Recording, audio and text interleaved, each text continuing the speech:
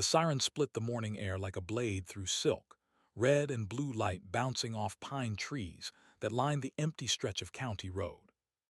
The silver sedan slowed and rolled onto the shoulder, gravel crunching under its tires, and inside the car a pair of pale green hospital scrubs were visible through the driver's side window, the sleeves rolled neatly to the elbows.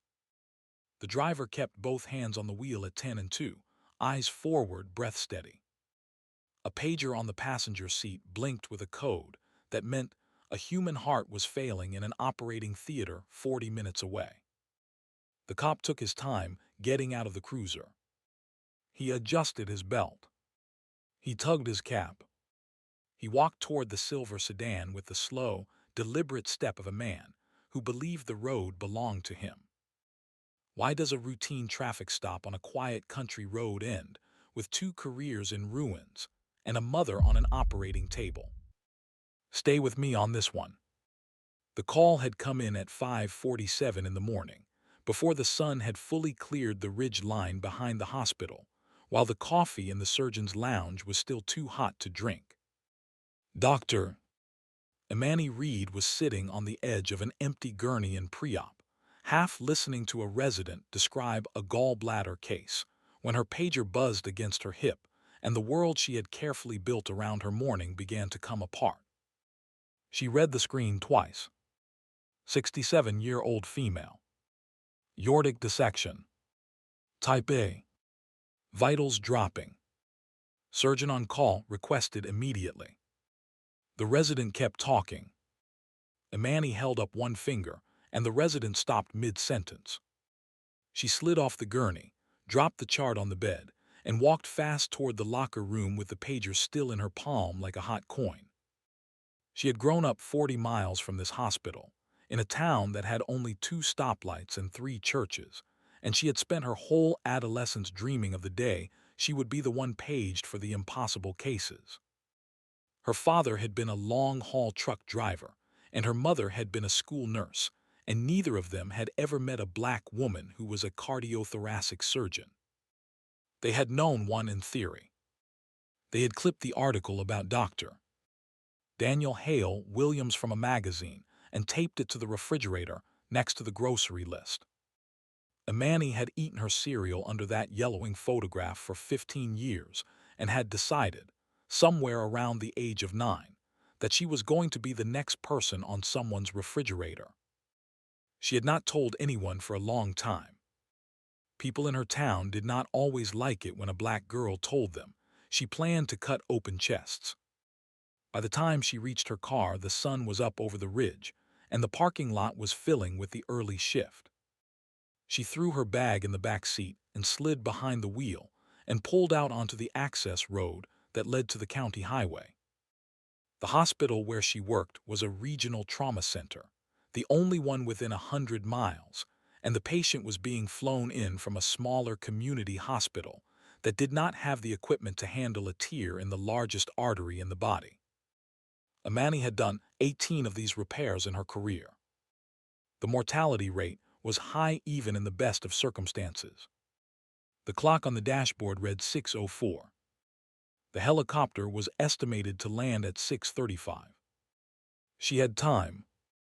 She did not have much. She drove the way surgeons drive on emergency calls, which is to say carefully and a few miles over the limit, both hands on the wheel, eyes scanning the road for deer and farm trucks and the kind of slow tractor that could turn a 5-minute delay into a funeral. She thought about the patient as she drove. A 67-year-old woman with a torn aorta had perhaps a 50% chance of making it to the operating room, and perhaps another 50% chance of making it off the table. She did not know the woman's name yet. She did not need to. In the surgeon's mind, a patient was a problem to be solved, and the solution always began with the same set of motions. Open the chest. Find the tear. Clamp the vessels. Replace the damaged section with a graft. Close. Pray if you were the praying kind, which Imani was not anymore, not since her father had died of a stroke in a hospital that had told him for 2 years that his headaches were stress. The road climbed into the hills, and the sun came through the windshield at an angle that made her squint. She flipped down the visor. She turned on the radio and turned it off again. She thought about the resident she had left in pre-op. He was a good resident, careful and humble, and he would handle the gallbladder fine. She thought about her younger brother, who lived in the city now and worked in graphic design, and how he had texted her the night before to say he was thinking about flying out for her birthday. She thought about her mother, who was 70 and lived alone in a small house on the edge of town, and who refused to move into something easier despite Imani's monthly pleading. She thought about the fact that she had not called her mother in 9 days. She made a note to herself to call her after the surgery. She always made that note. She did not always keep it. She crested the hill and saw the long, flat stretch of county road ahead of her, the blacktop empty in both directions. The morning fog still pooled in the low spots between the fields. She pressed the accelerator a little harder. The dashboard clock read 6:14. And then, in the rearview mirror, she saw the cruiser pull out from behind the billboard advertising a feed store that had closed 3 years ago, and her stomach did the small cold drop that the stomach of every black driver in America does when a police car appears behind them on an empty road. She checked her speed. She was doing 63 in a 55. She had been doing 63 for the last 20 minutes, and so had every other car on this road for the last 20 years. She let her foot off the gas. The cruiser closed the distance fast. The lights came on. She put on her turn signal and rolled onto the shoulder and shut off the engine and put both hands on the steering wheel where they could be seen and waited. She was not afraid exactly. She was a 41-year-old woman with a medical degree and a pager full of dying people, and she did not have time to be afraid. But she knew what this was, the way every black driver knows what it is, and she counted the seconds in her head while she waited for him to come to the window. The officer's name, though she did not know it yet, was Darrell Boyd. He was 48 years old, a sergeant with 23 years on the county force, and he had been written up 4 times in the last 6 years for what his supervisor called pattern issues during traffic stops.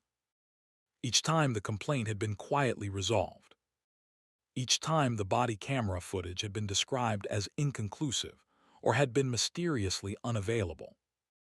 He was a man who had built his career on the certainty that the road belonged to him and that the people he stopped were lucky he did not do worse. He took his time. She watched him in the side mirror. He sat in the cruiser for almost 3 minutes, doing nothing she could see, before he finally opened the door and got out. He adjusted his belt. He tugged his cap. He walked toward her window with the slow, deliberate step of a man who knew exactly how much time he was wasting. She rolled the window down. He did not greet her. He looked at her face. He looked at the scrubs. He looked at her face again, longer this time, and she watched something settle in his expression that made the cold drop in her stomach turn into something colder. "License and registration," he said. She told him calmly that her registration was in the glove compartment and her license was in her bag in the back seat, and that she was going to reach for them slowly. She narrated every motion. She handed him the documents. He looked at them. He looked at her. He asked her where she was going in such a hurry. She told him. She said the words cardiothoracic surgeon and aortic dissection and emergency page, and she watched his face the entire time, and she saw none of those words land. He smiled a small, tight smile. He asked her if she had been drinking. She said no. He asked her if there was anyone in the car who could vouch for her. He asked her if the car was hers. He asked her if she could prove the car was hers. She pointed at the registration in his hand. He looked at it again. He pursed his lips. He told her to step out of the vehicle. She told him, as evenly as she could, that she had a patient on a helicopter who would be on her operating table in less than 20 minutes, and that any delay would cost a human life. He told her to step out of the vehicle. She stepped out of the vehicle. He told her to put her hands on the hood. She put her hands on the hood. The metal was cold under her palms. He patted her down. She felt his hand linger on the back of her neck, on the inside of her thigh, in places no traffic stop had ever required. She said nothing. She counted the seconds. He told her he was going to search the car. She asked him on what grounds. He said he had reason to believe there were narcotics in the vehicle. She asked him what reason. He smiled the small, tight smile again and said he did not have to explain himself to her. She told him she did not consent to the search. He said her consent was not required. She watched him open every door of her car. She watched him open her bag. She watched him pull out her wallet, her phone, her stethoscope, the small framed photograph of her mother that she carried in the inner pocket. He held the photograph up to the light. He looked at her over the top of it. He said, "This your maid," and he laughed at his own joke. And the laugh was the worst part because the laugh was the part that told her he had decided she was not real. He used the word then, the word she had heard from white men in pickup trucks at gas stations in this county since she was 11 years old, the word she had been called from across parking lots and out of car windows, and once, memorably, by a fifth-grade teacher who had said it under her breath, and then claimed she had said something else entirely. He used the word, and then he made her sit on the gravel shoulder while he went back to his cruiser and ran her plates again, and again, and again. She sat on the gravel for 47 minutes. The clock in her head kept ticking. The helicopter would have landed by now. The patient would be in the prep room. The on-call backup, a competent but inexperienced surgeon named Patel, would be scrubbing in. Patel had never done a Type A repair without supervision. Patel was going to be standing over a 67-year-old woman with a torn aorta, and Patel was going to be alone. At minute 47, the officer walked back to her with her license and her registration, and her wallet and her stethoscope and her phone, all of it dumped together in a plastic evidence bag he had not bothered to seal. He handed her the bag. He told her she was free to go. He told her to drive carefully.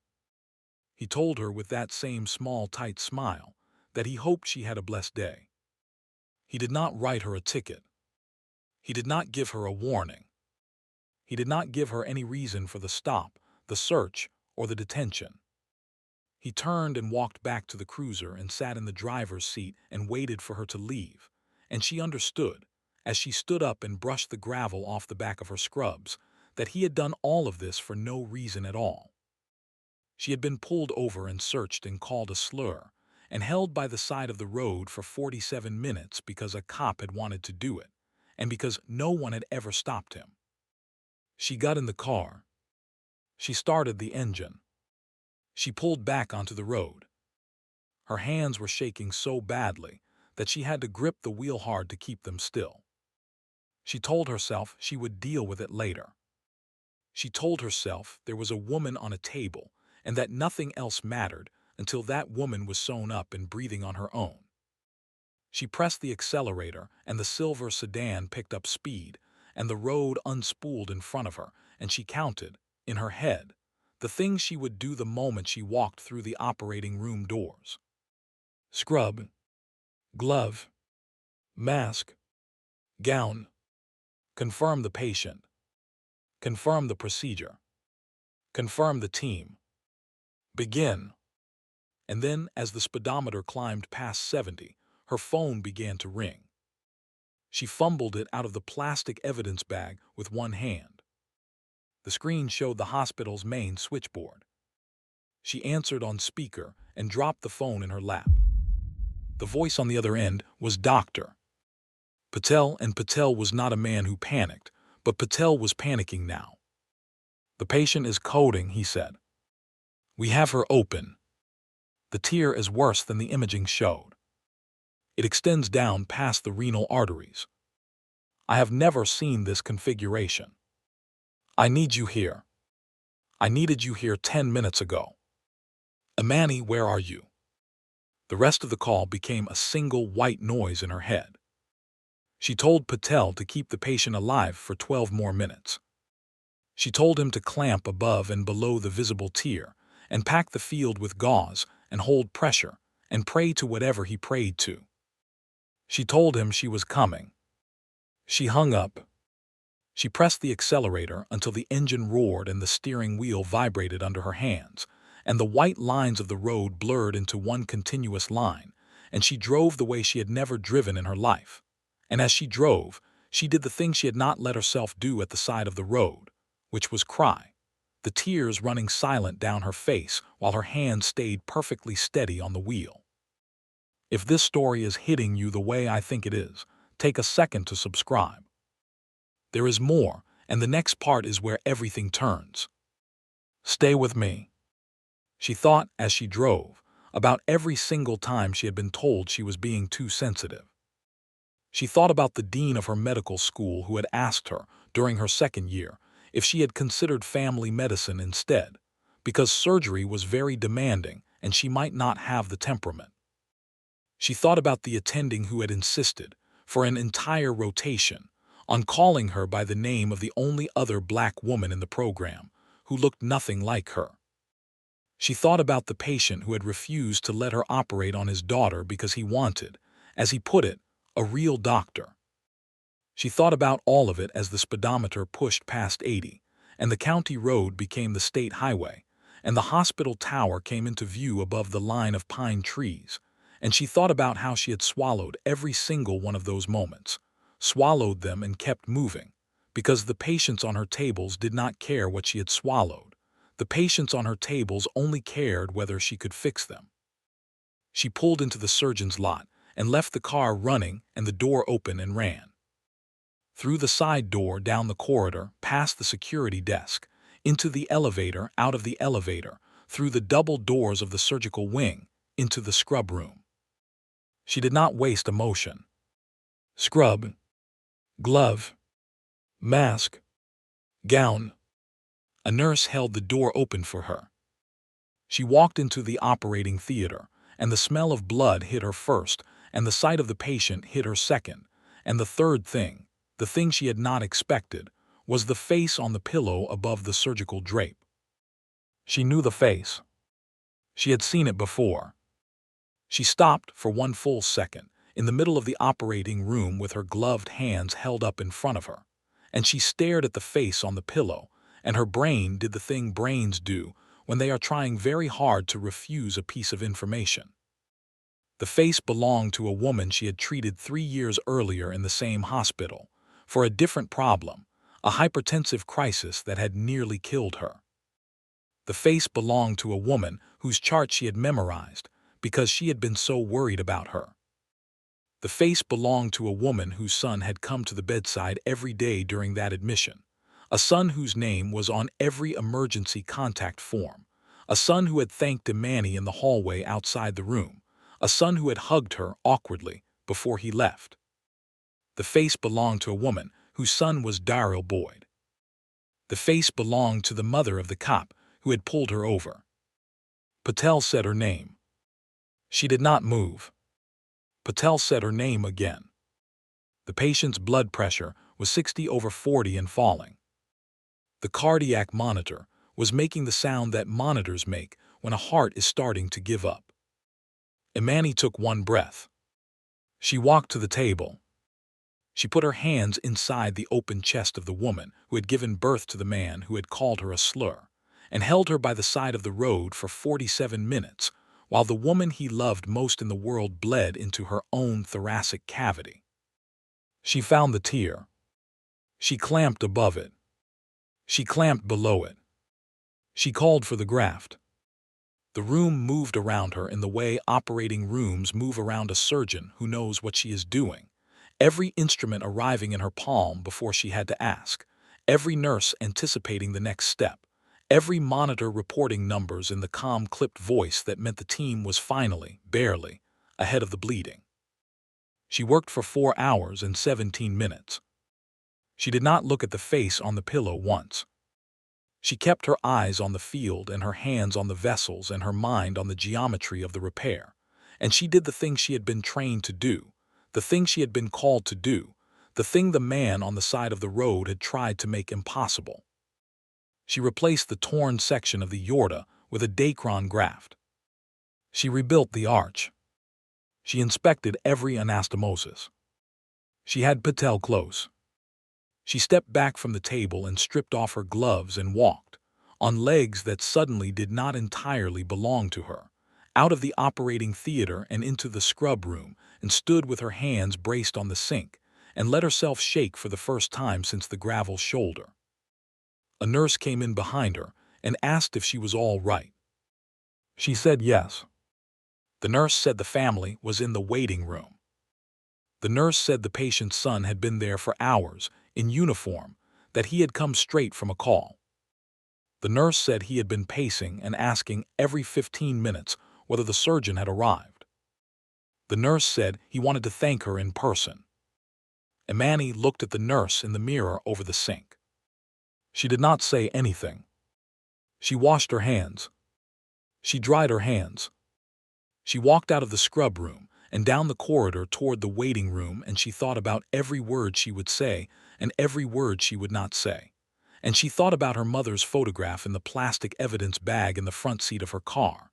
And she thought about the fact that she was, in this moment, the only person standing between Darrell Boyd and the worst day of his life. She pushed open the waiting room door.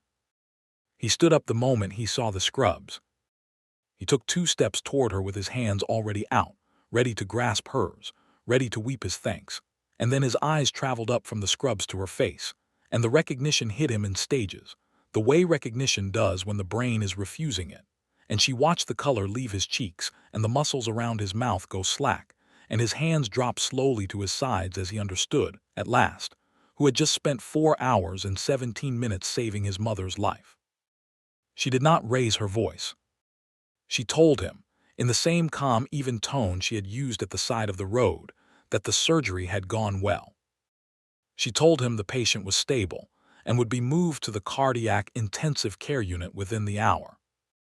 She told him the next 48 hours would be critical and that there were risks of stroke and bleeding and infection, but that the immediate danger had passed. She told him his mother was a strong woman and that strong women tended to come through these things. She used the word ma'am when she described his mother. She did not use any word for him. She did not call him sir.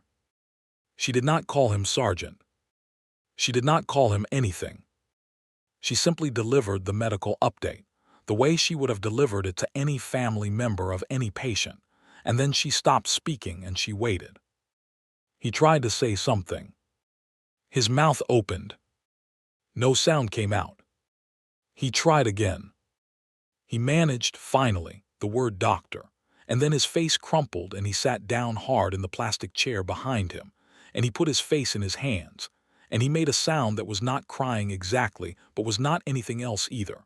A low, broken sound from a man who had just discovered that the universe had been keeping a ledger, and that the ledger had finally been balanced.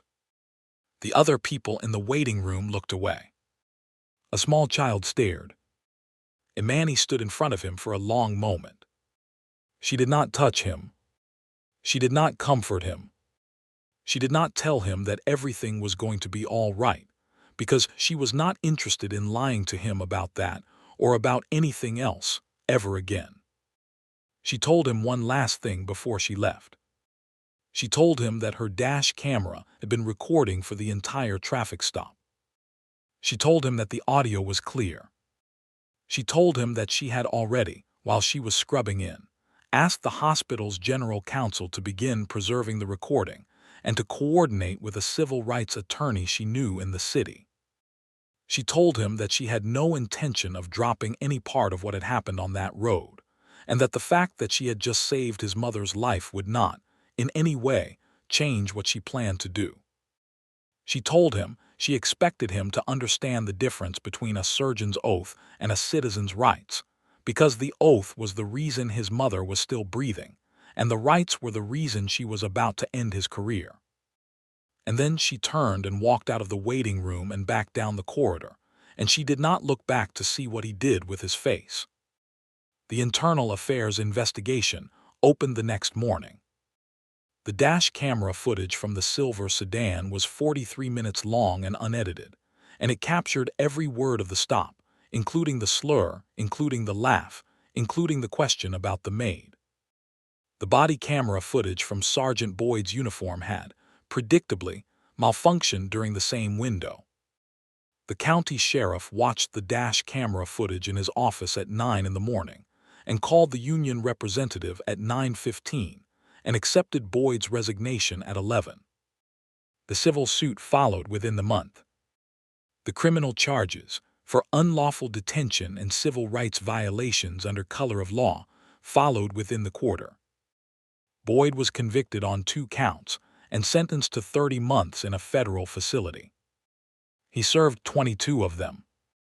His mother visited him every other Sunday until she died, of unrelated causes, 4 years after the surgery.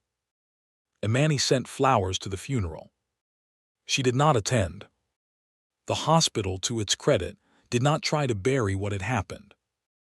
The chief of surgery stood at the next staff meeting and described the events of that morning in plain language, including the 47 minutes on the gravel shoulder, including the near loss of the patient, including the fact that a member of his team had been forced to perform a 4-hour aortic repair on the mother of the man who had assaulted her with words and unlawful detention only hours before.